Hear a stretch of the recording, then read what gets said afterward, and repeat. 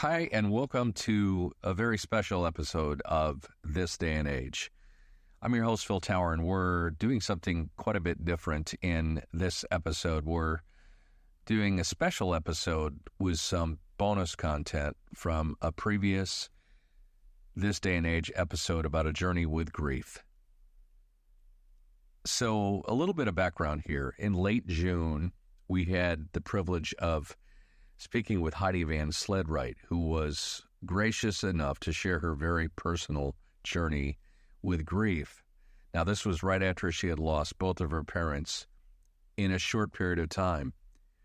Heidi explained to us on that episode how working with Faith Hospice and their bereavement team helped her learn to acknowledge, to not only live with grief, but ultimately to have more joy come back into your life.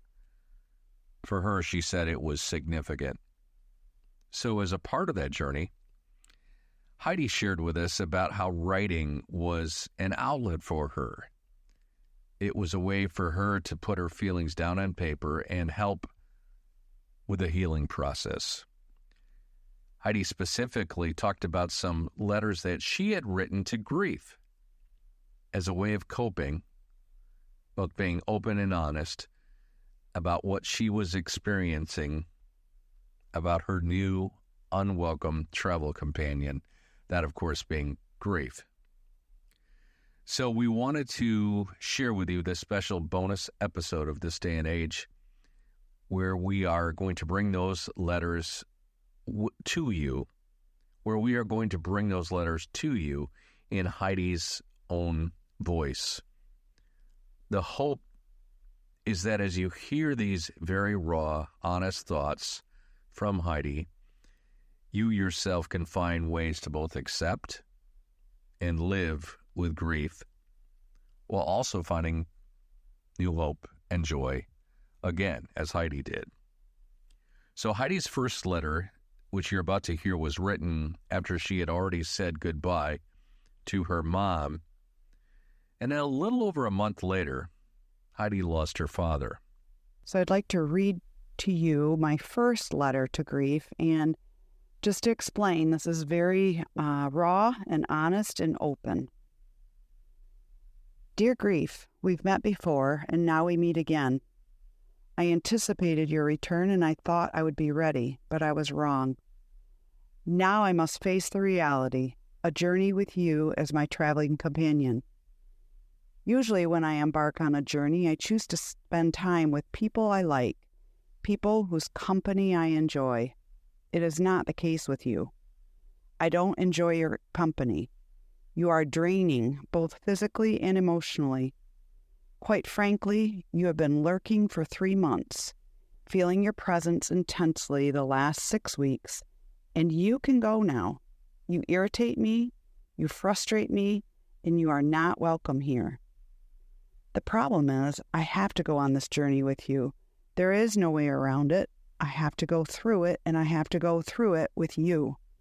So I will need to figure out how to navigate the journey with you. I will need to figure out how we will traverse the terrain ahead.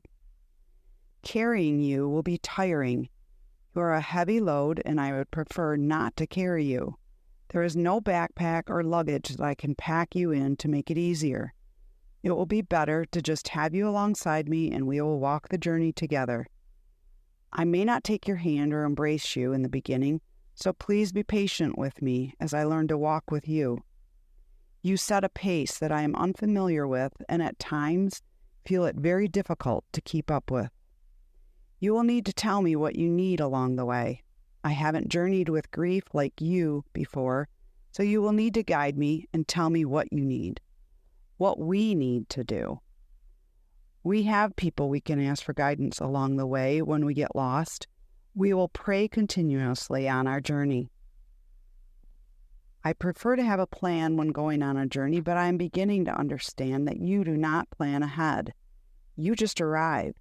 You don't even tell me what's going to happen in the next hour, let alone a single day. We are very different. I will be patient with you if you can be patient with me as I learn about you. I understand that this is a once-in-a-lifetime journey. I understand that we don't know how long our time together will be.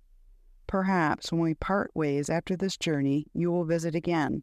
In fact, I am sure I will meet you again after this journey, but it won't be the same. Each time we meet, it is different.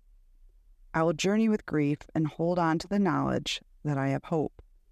Sincerely, your reluctant companion, Heidi. That's Heidi's first letter to grief after losing both her mom and a very short time later, her father.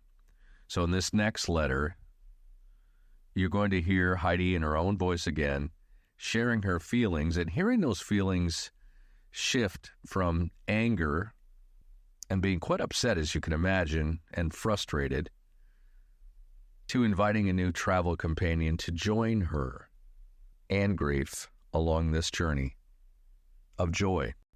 After several months, almost a year, I wrote another letter to grief, reflecting. Dear Grief, I haven't addressed you directly for quite some time. We have been on this journey together for many months now, almost a year.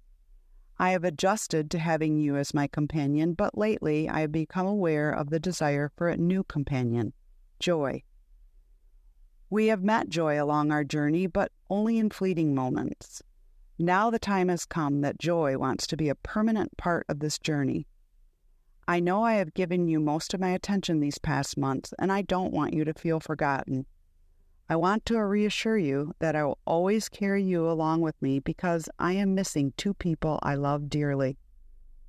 At this juncture on our journey, Joy will lead us. I know there may be days when you will want to take the lead, and that will be okay, as long as you remember that we need to return Joy to the lead. I won't ever forget the many months we had together. Our time together helped me realize many things about myself, and I thank you for that. As difficult as it has been to journey with you, I have to admit that I will hold those times dear. I had many days with you as my sole companion. We sobbed together. We sat quietly together. We read together. We listened to music together. But we didn't laugh together or smile together, and that is why I am welcoming Joy to this journey. I need to be able to smile when I remember and laugh when the cherished moments come to mind. I just need to continue living the life that I have been blessed with and celebrate the knowledge that I will see my loved ones again when I am finally home. So, dear Grief, this is not goodbye. You will always be a part of me, but Joy will lead me home. Your grateful companion, Heidi. That's Heidi's second letter to grief, and let me share with you, if you haven't already had the opportunity to listen to the episode, Finding Hope and Healing, I would really encourage you to go back and listen to Heidi's story, with knowing on any given day that over half of us are dealing with some kind of grief. So ultimately, the hope is that either both of these episodes will help you to find hope and healing, and eventually joy again in your own journey. I want to thank you for joining us on this very special episode of This Day and Age. Thanks again to Heidi VanSledright for sharing these very powerful letters that she wrote to grief, in the hopes that you will be able to heal along your journey with grief. And until next time, for Faith Hospice in Holland Home, I'm Phil Tower. Thank you for listening.